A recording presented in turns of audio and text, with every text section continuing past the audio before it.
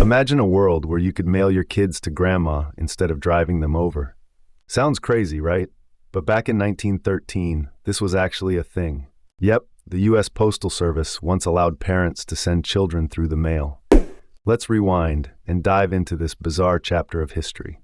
At the beginning of the 20th century, the US Postal Service was experimenting with all kinds of delivery innovations. Parcel post had just been introduced, and people were sending everything from live animals to furniture. Amid this frenzy, enter the concept of mailing children. One famous case was in 1913 when a mother in Ohio mailed her 8-year-old son to his grandmother's house about 70 miles away. The postage? Just 15 cents. The kid was tagged with a special label and handed over to postal workers who treated him like a parcel. This wasn't just a one-off stunt. There were multiple instances where kids were sent through the mail system. But how did this even work? Back then, parcel post was a brand new service designed to make shipping goods easier and cheaper. Since there were no strict laws against mailing humans, some parents took advantage, especially in rural areas where transportation was limited. Kids were escorted by postal workers, often on trains or trucks, to their destinations. It was seen as a practical solution rather than something dangerous. Of course, this practice was short-lived. As you can imagine, safety concerns and public outcry quickly shut down the idea. By the end of 1913, mailing children was officially banned. So why does this forgotten invention matter? It reveals a lot about how people adapted to new technology and services in surprising ways. It also challenges our modern assumptions about safety and regulations. This quirky episode illustrates the trial and error nature of innovation and how society negotiates the limits of new systems. Plus, it's a wild reminder that sometimes history is stranger than fiction.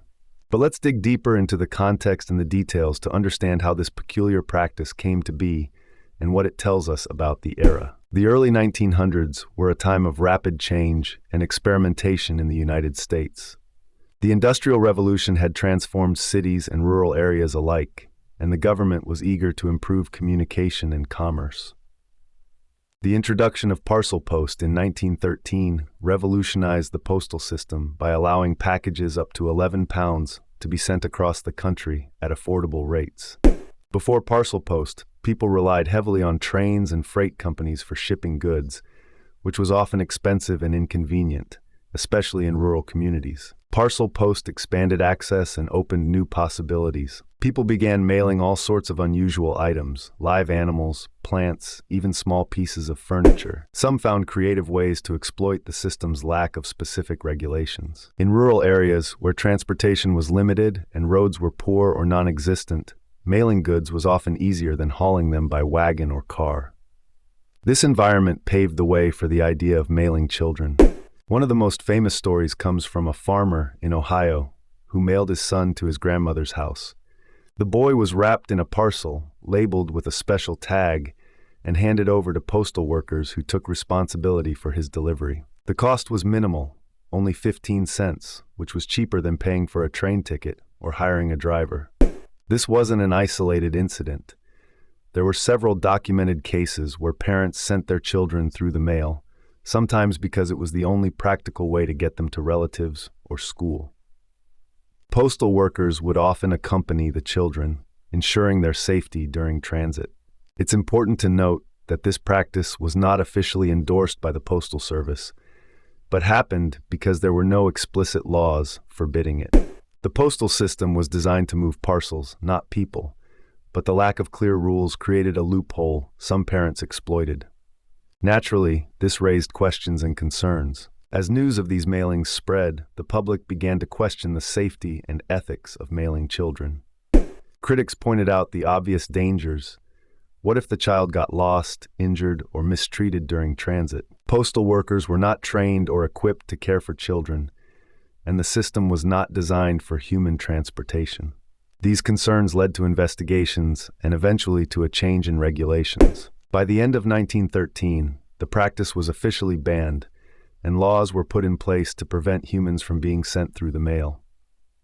The Postal Service refocused on its intended purpose, delivering letters and parcels, not living passengers. This episode, while bizarre, offers fascinating insights into the social and technological mindset of the time. It highlights how people adapted to the new postal system in creative but sometimes risky ways.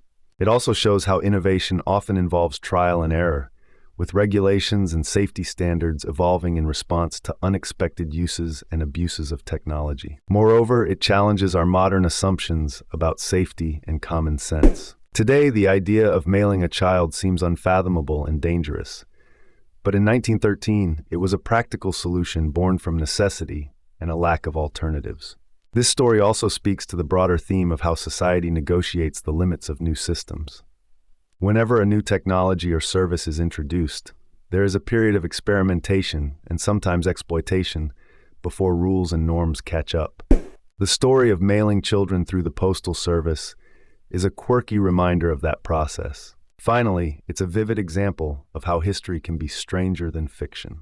The next time you're waiting for a package to arrive, take a moment to reflect on the wild and unexpected ways people have used the mail system throughout history. From furniture and live animals to children, the Postal Service has carried some truly surprising cargo. Who knows what future innovations will make today's practices look just as strange?